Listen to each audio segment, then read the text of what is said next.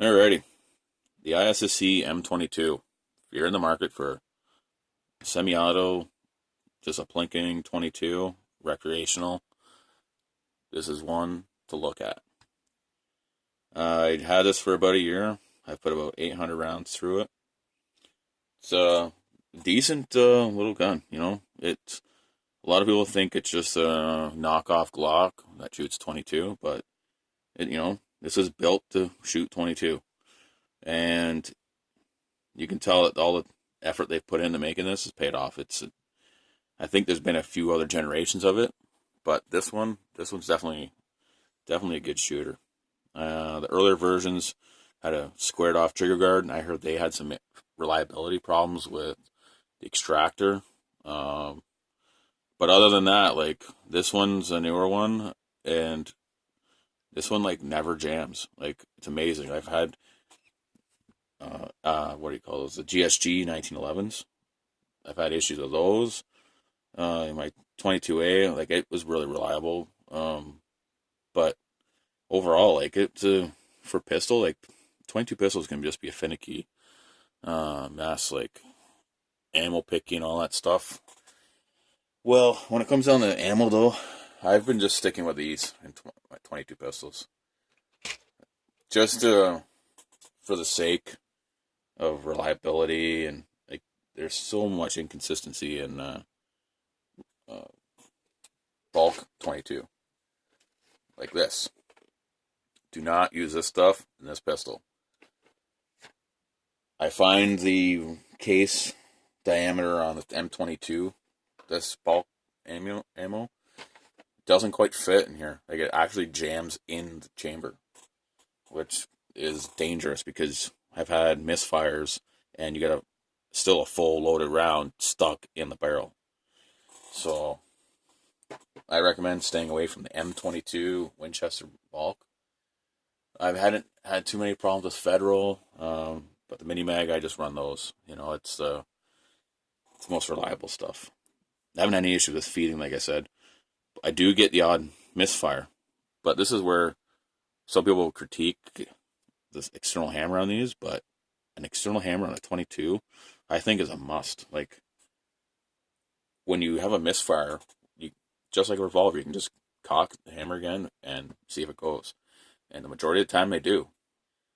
If you got an internal hammer, you have to cycle the action. You have to get the bullet out or spin it around. And like a lot of pistols now, they have a magazine disconnect. This one does have a magazine disconnect.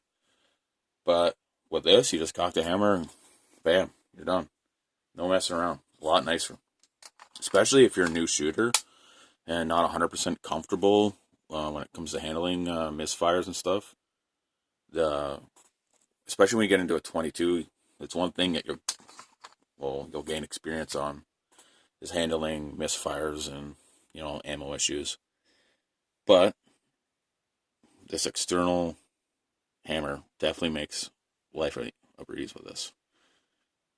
I don't get too many misfires. Like, I'm shooting mini mags. Like, they're pretty reliable stuff. You get them more with Federal bulk, but you can't go wrong with it.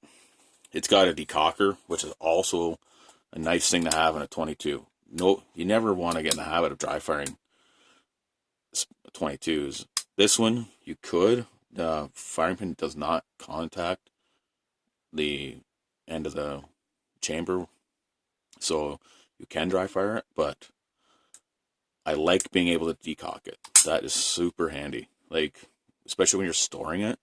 I don't like pistols that have an internal hammer, and it's a pain in the butt to store the gun with the hammer down, because you gotta put a snap cap or something in it, then dry fire it, and then you gotta. It's just it's more of a pain. This decock, boom, store it like that. What else? What do I like? I've told you, you got the idea that I really like it. What don't I like about it? I don't like the trigger. I like the trigger pull. I just don't like the shape. You see, it's like a serrated trigger on both sides. It's bites you, like, right where this goes in. It kind of bites your finger. So if you're shooting like 100 rounds, you almost get your finger will get red. So that's kind of a downer on that. But I'm not a fan of the safety in the trigger. You need a special tool to engage it. I just totally avoid doing that because the last thing you want to do is lose a special tool. Because it's not a blade, I don't think. Yeah, like you need a tool that goes in both sides to turn it. And I put the tool in the box it came with. I just haven't touched it. You know, it's got this safety, and if you lock it up, you're fine. Dimensionally, it's a lot similar to a Glock. It's actually a little bit bigger in some dimensions. This height is different. It's bigger on one of these, so keep an eye out if you're getting a holster. These do not necessarily fit in a Glock holster. Probably if you're going with like a leather holster, it would work. But if you're going like with a Phobos or like an injection molded holster, these may not fit. Definitely doesn't fit a Phobos Glock holster. I had one for Glock 22, and this wouldn't fit. I had to modify the heck out of the holster to make it fit. I don't like the adjustable sights. They are nice. I don't know.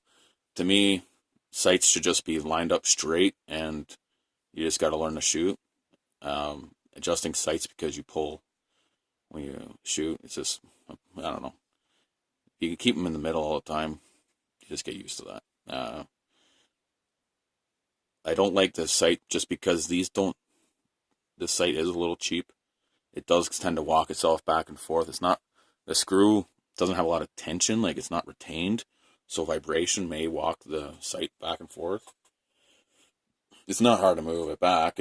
I just move it into the middle. You know, these aren't precision sights, so it's not like if you're off a quarter of a turn on your sight adjustment, you're gonna be like, you're not shooting this very far ranges. You know, like I can shoot up to, I shoot up to 25 yards with this, and you can still hit paper no problem. But if that sight was off it still a little bit, it wouldn't affect that. That's about all only things I don't like about it. Like, this is a solid running unit. Like, I wish I could find thread adapters for 1/2x28, but because he's got a proprietary thread, and the way it's shaped is kind of goofy. But like, it's stupid that they don't have. I wish they just shipped it with the thread adapter for 1/2x28, but they don't. The mags, it only comes with one. These are sturdy. These are all steel mags. The only thing that's plastic is the bottom. Bottom of the mag's plastic. Everything else is steel. Well, I guess your follower's plastic, but they're sturdy. They're high quality, and they're expensive. I wish they came with two, but mine came with one, and I'm going to consider getting another one. Like, I've kept it for this long now. I might as well just get another mag or two, but they're $50 each. So you can see the mag well is notched out, so it lines up nice and easy. Like, it's not hard to line that up. They come right out like this. They drop right out of there. It's a decent little gun. If you're in the market for a semi-automatic 22 pistol, I highly recommend this. Really can't go wrong with this. It's well made. Nothing seems cheap on it. Like, I'm not worried about anything really breaking off on it. Like, they do have plastic sights, but hey, Glocks have plastic sights, so that's no different there. So definitely recommend this. It's not let me down. It's a sturdy unit. I think, though, if you're going to get one, I just recommend getting a newer one because I have heard of reliability issues with older models. Then again, it might not be a big deal. Like, maybe it's just like there was a couple bad apples and it just carried on. But this is a good shooter. So thanks for watching. This is the ISSC M22.